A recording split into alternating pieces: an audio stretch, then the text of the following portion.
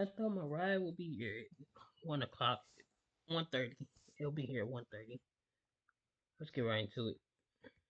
This is going to be a rough one. After Daima's conclusion, Akira Toriyama's previous editors have been doing some interviews, and we have some new information which unfortunately doesn't paint Torishima in the brightest light, and it looks like he was actually a bit abusive toward Toriyama, and this kind of thing is, from what I understand, more common in the manga and anime industries than you would think. We'll get into that. We'll also get into the unfortunate Dragon Ball Super update and some new news for the Dragon Ball video game world and an unfortunate delay to Sparking Zero DLC. Let's get into it. First, I want to talk about the Dragon Ball Super hiatus. This was coming from Todd Blankenship on X. He said this month's feed up notes that the DBS manga will still be on hiatus next month.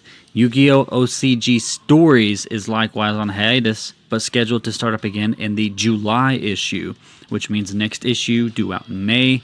So implicitly, DBS isn't scheduled to be in that issue either. So it does not look like, for a couple months at the least, Dragon Ball Super will be returning, which is, again, very unfortunate. This delay has taken a bit longer than most people would like, but there is a little bit of silver lining to this. Dragon Ball Super Volume 24 had the official cover revealed in high quality, and it looks amazing, and it is releasing April 4th. So hopefully we have something relatively soon, but as far as the artwork goes, it looks amazing. Toritaro cooked, as always. Let's move on to the Sparking Zero DLC news, which, as you would guess, is unfortunate. With the DLC 2 delay, it also means DLC 3 for Sparking Zero has been delayed as well. This is what I assume will be the pack where we get Adult Super Saiyan 4 Goku, if I had to guess, since it's the second part of the Diamond DLC, covering the second half.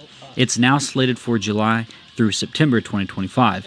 It used to be April through June 2025, so that is a substantial delay, which is, again, unfortunate, but it is what it is.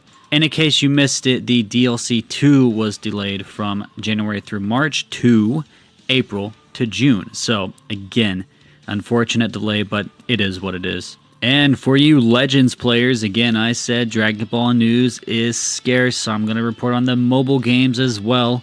Dragon Ball Legends is adding Majin Buu. So if you guys are excited and you're into Legends players and you want to know who the next character is, it's Majin Buu. So I guess get hype.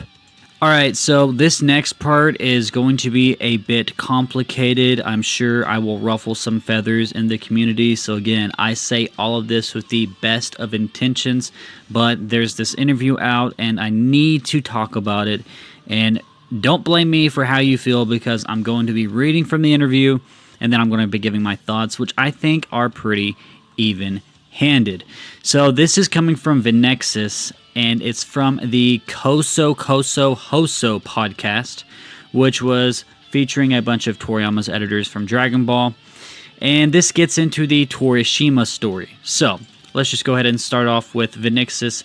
His tweet says, Torishima mocks Daima, and he posted the translation here. He says, Torishima, referring ironically to Dragon Ball Daima, deliberately mispronounces the title as Arumashiki, a wordplay based on Arumashiki, a Japanese term meaning unworthy or inappropriate. Nakatsu corrects him, pointing out that the proper title is Daima, but Torishima keeps the joke going, twisting the name into Ayamaru, in which Japanese means to apologize.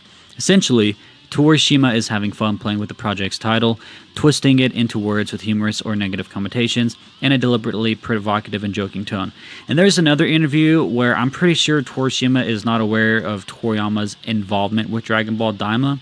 I think from their perspective, they are still in the Dragon Ball GT era with Toriyama and his involvement with Dragon Ball, because they said that he would just approve things without much involvement.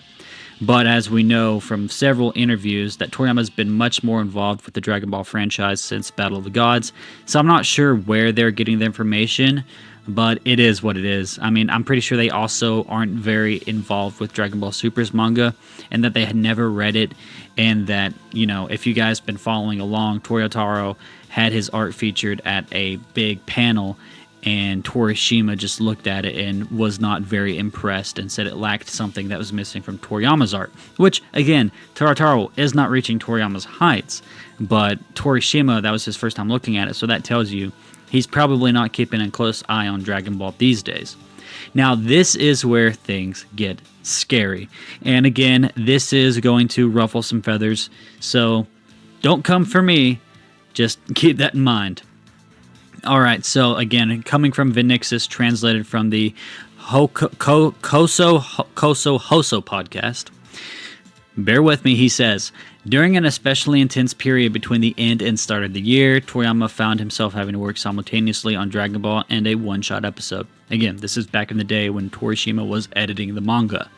He says, to make matters worse, Jump required color chapters to be submitted 2 weeks in advance, forcing authors to work on 2 episodes in parallel. At that time, Toriyama was also suffering from tendinitis and claimed he could no longer draw. And that's pretty serious and probably very painful. Kondo, who was working with him, realized how serious the situation was and decided to speak with Torishima. The three of them met at a cafe to discuss the possibility of adjusting the schedule or canceling one of the 2 projects. During the meeting, Torishima, fully aware of the difficulty, handed Toriyama a pencil and asked him to write his name. When Toriyama managed to do it, Torishima replied, "See, you can draw," putting him in a tough spot when it came to continuing to refuse. Despite his frustration, Toriyama accepted and completed both works on time. Torishima comments that for him it was mainly a psychological matter. If Toriyama hadn't been able to write his own name, he was ready to give up until Kondo to let it go. It was a gamble, but in the end it worked. A surprising outcome. Now, Torishima is presenting this in this interview as if it's something to be proud of, which is weird. He's basically saying that he pressured Toriyama into continuing work on the manga, even though Toriyama was saying that it was hard and put him in pain. Like, this is borderline abusive, if not abusive, because Toriyama, from everything we know, was a quiet but polite guy and wanted to get along and work with people, and this just is a little bit cruel, and I think... Yeah, I don't feel no way. Bro, I feel like you just rambling at this point. It's cool though. Yeah. Um, I'm gonna get out of here. I could do another video. Got quite a while until